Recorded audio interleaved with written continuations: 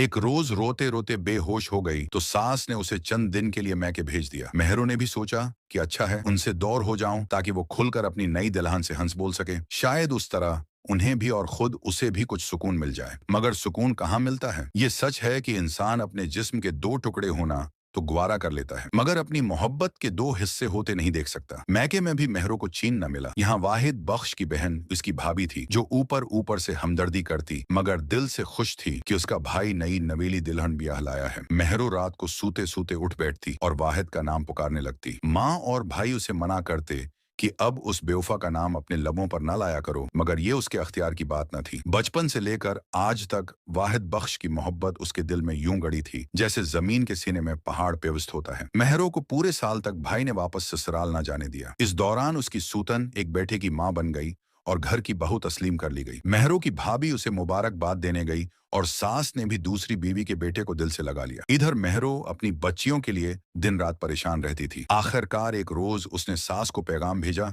कि आकर मुझे ले जाओ। मेरा वाहिद बख्श से कोई वास्ता ना सही, कम अज कम अपनी बेटियों के पास तो रहूंगी। सास खुद भी यही चाहती थी कि मेहरों आ जाए। वो बढ़ापे में उसकी बच्चियों को नहीं संभाल सकती थी। उसने अपनी बेटी को बुलाकर कहा कि तुम शौहर को समझाओ कि वह मेहरों को ना रोके। अगर वो घर आना चाहती है तो आने दे। हुजूर बख्श ने क्यों उसे जबरदस्ती रोक रखा है। वाहिद बख्श अपनी बच्चियां नहीं देगा और मेहरों सारी उम्र जदाई का मातिम करती रहेगी। भाभी ने माँ के कहने पर अपने शौहर यानी मेहरों के भाई को बहुत समझाया और आखिरकार उसे राजी कर लिया कि वो बहन को दोबारा उसके शौहर के घर छोड़ आए। हुजूर बख्श ने कहा, मेहरों जाना चाहती है तो बेशक जाए, मैं छोड़ने नहीं जाऊंगा। जानता हूँ वहां उसकी मिट्टी पलीद हो जाएगी। अगर तुम्हारी माँ आकर ले जाए तो बेशक ले जाए, मैं ना रोकूंगा। बेटी का पैगाम मिला। सास मेहरों को लेने आ गई। माँ ने भी समझाया कि अब वहां जाकर खुश खुश रहना। मर्द और शादियां करते ही हैं, औरत को अपने घर की चार दीवारी और अपनी औलाद की फिक्र करनी चाहिए, मर्द की नहीं। मेहरों ने शौहर से दस्तबरदारी का समझौता कर लिया। वो खामोशी से सारे घर का काम करती। नेक्स्ट पार्ट देखने के लिए हमें फॉलो करें और कमेंट जरूर करें।